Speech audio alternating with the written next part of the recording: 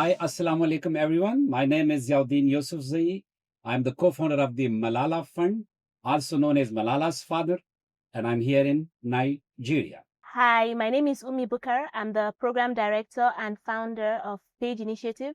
I'm also a gender rights activist and a filmmaker. Ummi Bukar, thank you so much.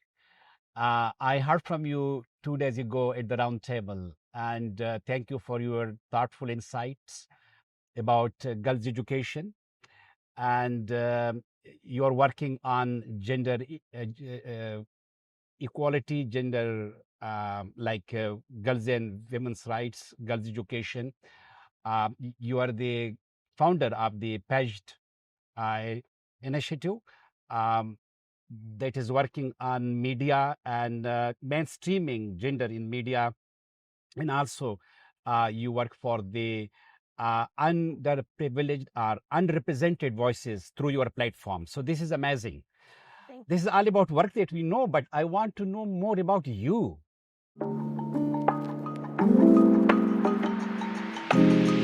Like I said, my name is Ummi Bukar. I've been, working in Page Initiative for the past 9 years now. Page Initiative started in 2016, and then we've been working ever since around advocating for the gender rights of the underserved in the communities, particularly women's and girls' rights. We've been working for a while. I'm the only girl in a family of 7.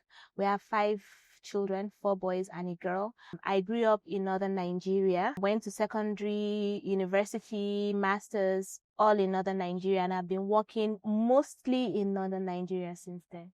Can you tell me what motivated you to establish a PAGED initiative? And throughout these 9 years of your work, what are you most proud of so far? What motivated me is I find it very sad when I look at the plight of women and girls, and also the fact that even within homes where women and girls are privileged, they tend to not be heard. So a lot of times, even in family meetings, you have situations whereby an entire family meeting will be had, and then you don't even hear from the women. You don't hear from the girls what they think about certain things in the families. And also, when we go to communities, we find a lot of development work is being done around the needs of men. And then we realize that when we talk to women and girls in terms of development needs, their needs are different from those of men, because a lot of times when you go, men are talking about, we don't have roads. The roads in these communities are bad. Things are aesthetics, mostly aesthetics. They don't have roads. They don't have maybe a viewing center, a town hall. Those are the type of things that they prioritize. But then when you prod the women, and this is something you have to do constantly because they are not used to talking about their needs. They talk about, more the soft side of development, water, healthcare, and things like that. So these are the things that motivated me to start Page Initiative and to keep it going, to ensure that, women and girls are not forgotten in conversation, to ensure that when we are talking about development, when we are talking about, gender needs in communities, when we are talking about needs, we keep on prioritizing the girls. And even for the media, it's easy for them to forget women and girls when they are collecting their news stories. So a lot of times you find when you open a newspaper, you can read a whole newspaper without seeing a woman or a girl as a source. So this is why we build capacity of the media also to be very gender sensitive when they are doing their reports, so that at the back of their mind, whatever they are doing, they should ensure that they are gender sensitive, whether they're talking about politics, whether they're talking about development, military, whatever it is, because women and girls are part of the society. So that's what keeps me going. For me, I've had many proud moments working in Page Initiative. Anytime I'm able to build the capacity of the community, underserved community, whether it's women and girls with disability, women and girls, to be able to advocate and to continue advocating until they achieve a need. And the work you do, honestly, like as you mentioned, that women and girls are not hard, like they are invisible. And unfortunately, what we read about them or what we watch about them on televisions, they are always some victim of some cruelty, brutality, or violence. You want women to be publicly seen, and they should be heard for doing great things. That's so important. But for me, like as an educator, I believe that when we talk about women and girls, like to empower them with the power of speaking, to empower them with the confidence, with the language to speak up for themselves. Education is key. And I know that you are working in two states, Kaduna and Kano. So, what are the barriers to girls' education in these two states, and how these barriers intersect with one another? In Kano State, interestingly, the biggest barrier we faced when we're trying to empower women and girls, especially girls' education, is actually poverty and culture. So you find a lot of, and for me, the poverty around culture just shows that they don't prioritize girls' education, because education in these days, it's free. But then you find girls not going to school because they're asking them for 200 naira, 500 naira for PTA. Why do they ask for it? It's like a tuition fee, or Yes. it's for books, or what it is? It's a PTA, Parents Teachers Association sort of thing. So it's like a levy, just 500 naira. That's like less than half of a dollar. Yeah, yeah. And so because of that, parents would say they don't have that amount, so they can't send their girls to school. But then they can marry those girls off. But they can't afford 500 naira in 3 months. 3 months, just pay 500 naira for 3 months, and then the girl is in school. But then you say it's poverty, we can't afford that. But it costs a lot more to marry the girl out. Oh, that's a shame. You're right. Because marriage costs money. You have to buy of the course. things. So Dowry and everything. exactly. Yes. So for me, poverty is a big barrier. But here, poverty mixes with social norms. Yes. Like education is not the priority. So they have this small excuse, oh, we can't pay 500 nairas, which is like, I mean, a very meager amount. But when it comes to marriages, then they have money. Yes. That's really disappointing. Yeah. So I think for me, it's just that they do not prioritize the needs of the girls at all. And that's one of the biggest barriers. I mean, there are other barriers like, maybe the schools are not equipped. But the biggest barrier is poverty. And then this is what leads to, so rather than putting the girls in school, they're either sent off to marry or they are sent off to hawk. There's this thing that we call entella. So when you go to Kano State, you find a lot of girls with a tray on their head. Okay, what does it mean? They are selling things. Oh, okay. Yes. Yeah. Yes, with tray on their head, they are selling things on the road. And while they are doing that, they become victims of so many things. A lot of them get pregnant because they get attacked, they get raped, they get seduced while they are doing this because they don't have any protection whatsoever. And a lot of times girls, especially when they teen puberty, which is from the ages of 13, 14, they are removed from school and married off. So in Kano State, those are some of the biggest barriers. In Kaduna State, poverty is not as much a barrier as it is in Kano State, but is also there as a barrier.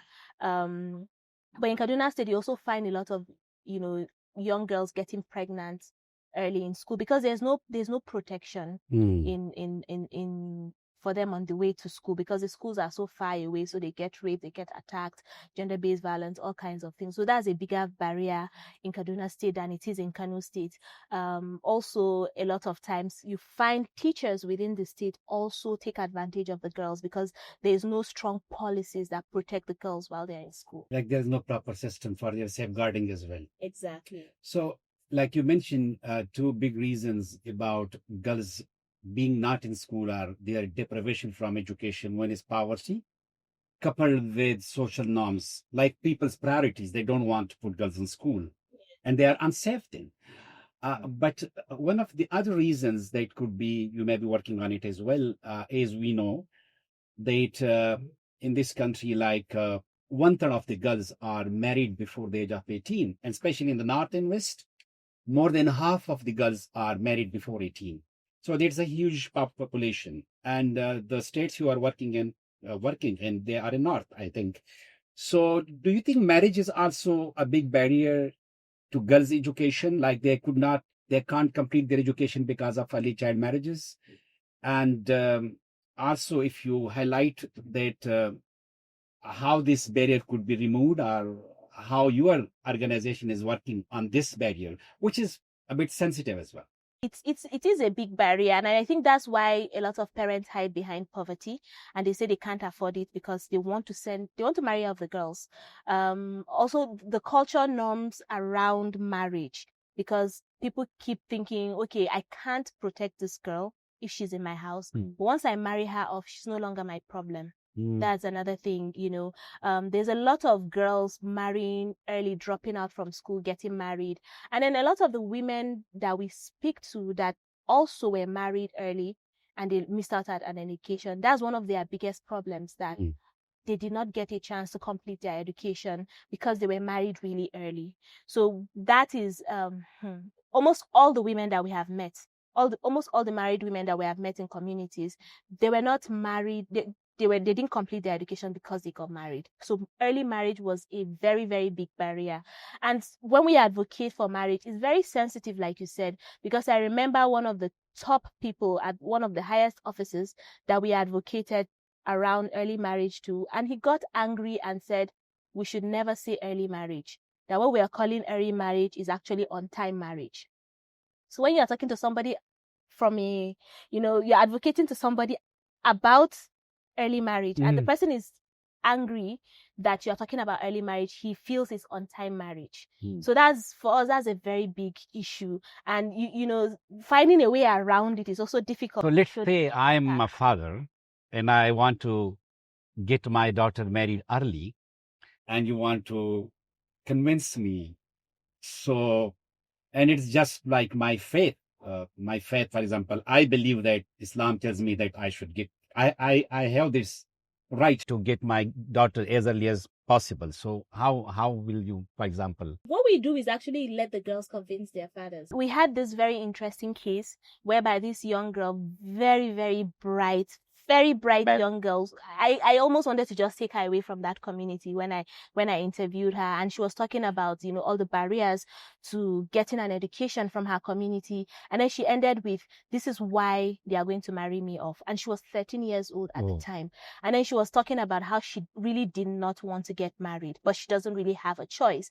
And so we showed her father the interview, and she wasn't married, because when we went back for the mobile cinema in that community, I didn't even want to go, because I didn't want to go and ask for Gamaria and they say she has married. But then she was part of the mobile cinema and she hadn't married, because her father saw her interview and he changed his mind. He decided that he wasn't, so she continued with her education. Because all fathers love their daughters. Yes. And like when a daughter speaks to father, that is very important.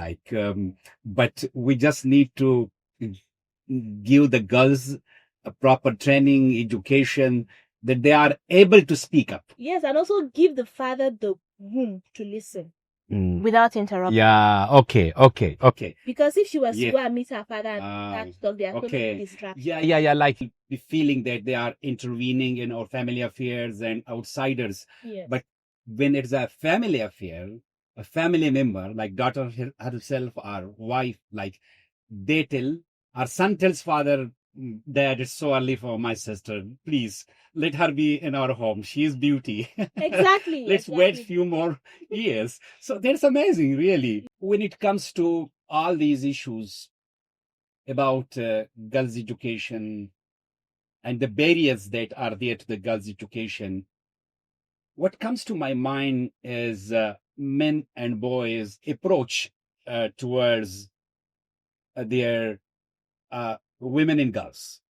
Like the rules are the norms that they have set for them, like keeping them inside the four walls, not letting them out when they are in their teens, as they enter their teens.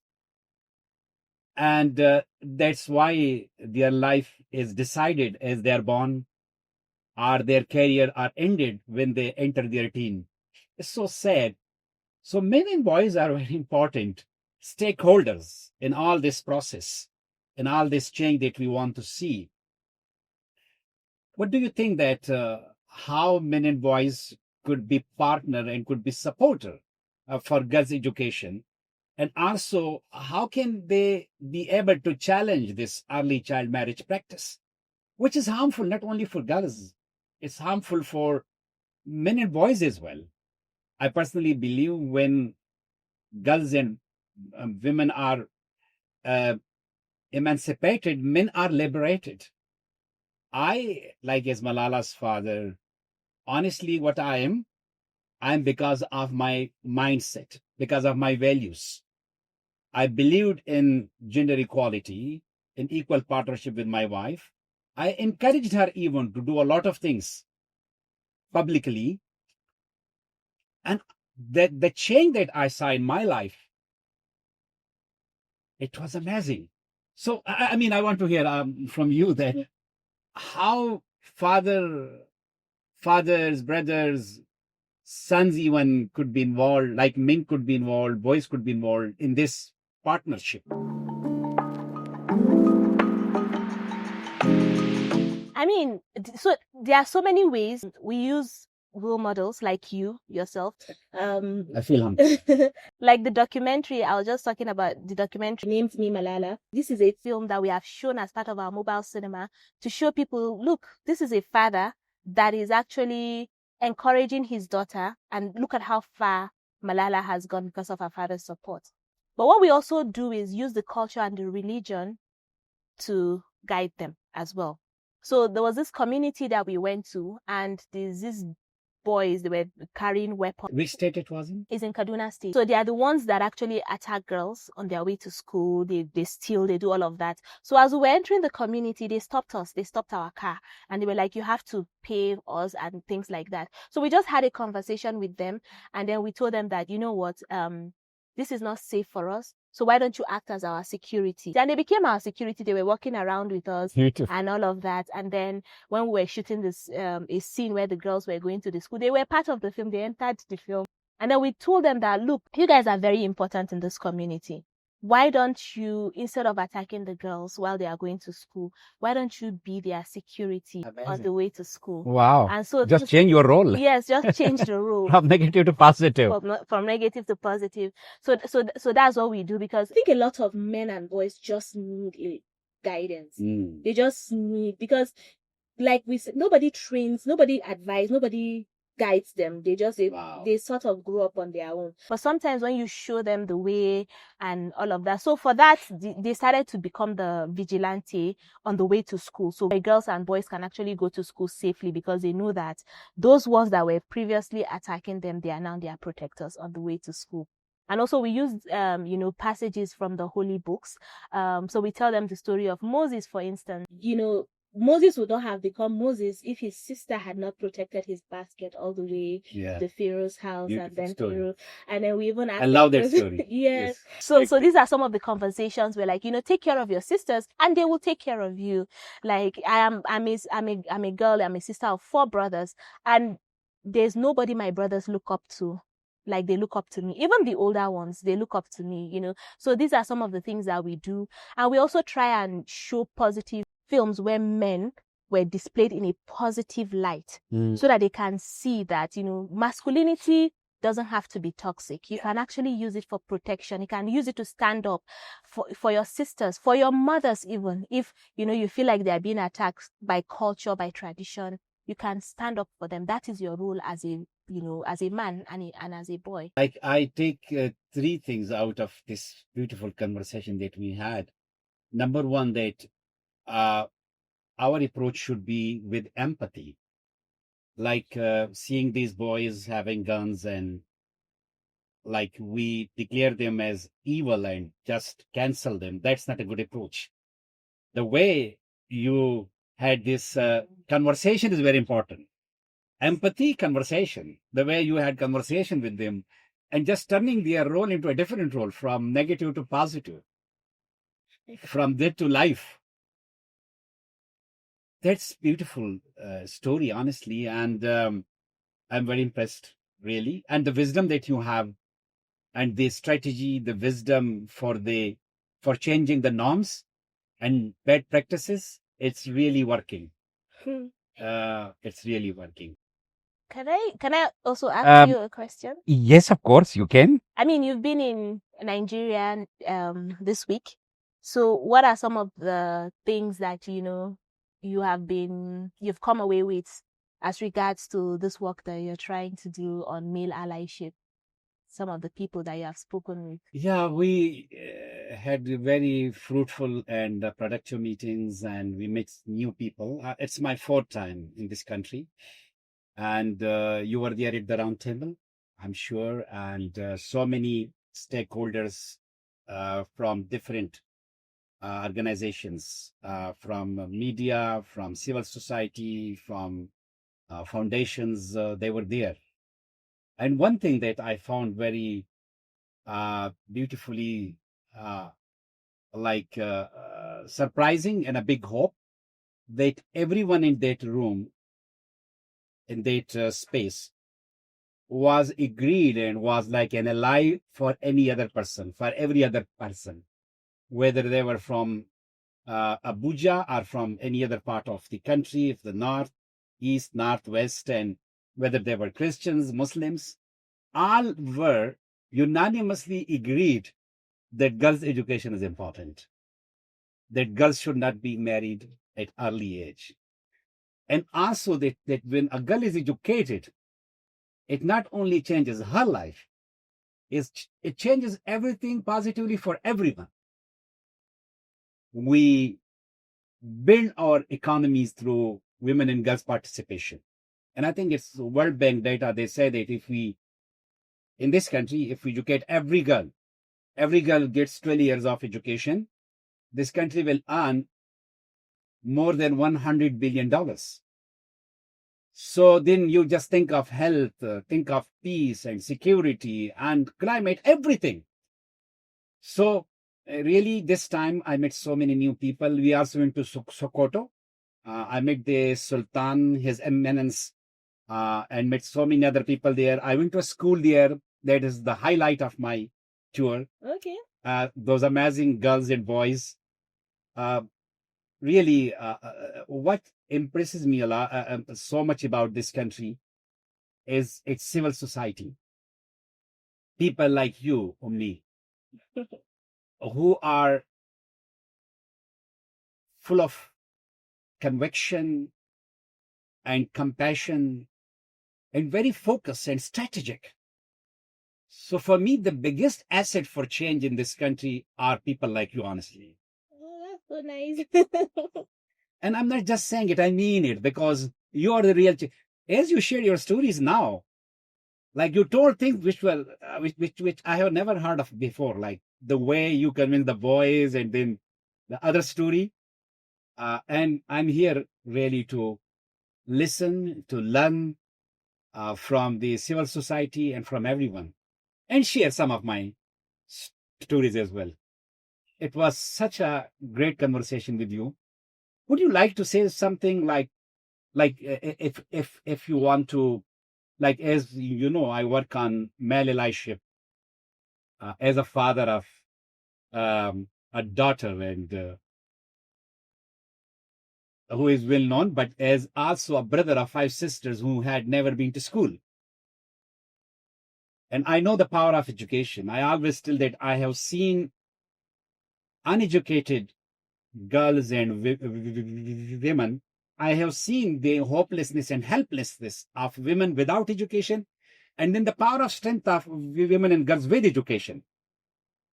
So now, as we mentioned, that the most important stakeholder of this work are men and boys. What is your advice to me?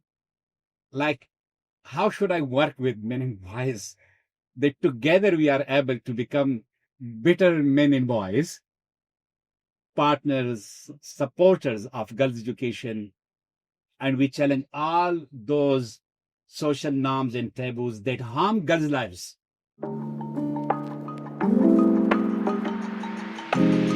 I think you're already doing a whole lot just by being you.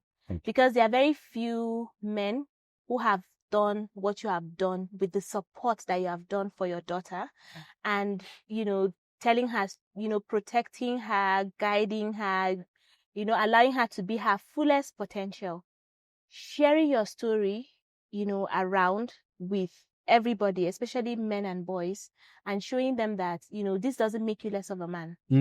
Supporting your daughter, supporting your wife doesn't make you less of a man. I'm going to give you a little story about somebody that I met in the community. I would love to hear, please. There's this community, it's called Angwamatu. It's in Kaduna State. So the girl in the school, she's the only one that has ever gone to, I think I mentioned it earlier the other day, but she's the only one that has gone to school in her community because her father was a teacher and he fully supported her. And even when I first met them, what came to mind, this is Malala and her father, right here in the village in Kaduna. And she had to stop at a point because, there was a lot of ridicule around her father because, why is he allowing this girl to get so big and going to school instead of to marry her off and all of that. And then there's no school in the community, so she has to go really far and she goes through a lot. So at a point, she even had to stop. So we used her story and we advocated for the community using her story. And then the men in the community, they got so jealous of the father because now this is a father that is being shown as, a hero just for being what he's supposed to be, a father that supports his daughter. So this is something that you have done for years. And I feel like if you can just share your story, because storytelling is really, really important. And the stories need to go, far and wide, because a lot of people might even hear the story of Malala, but they don't know how Malala became Malala. The forces behind Malala, which is you, a very powerful force behind her. So I feel like if you can share your story with people within the communities, different communities within Pakistan, within Nigeria, it would be really useful to ensuring that, men take up their roles as allies for girls' education. Thank you so much, Ummi. We are so proud of you. And it was a great honor for me to speak with you.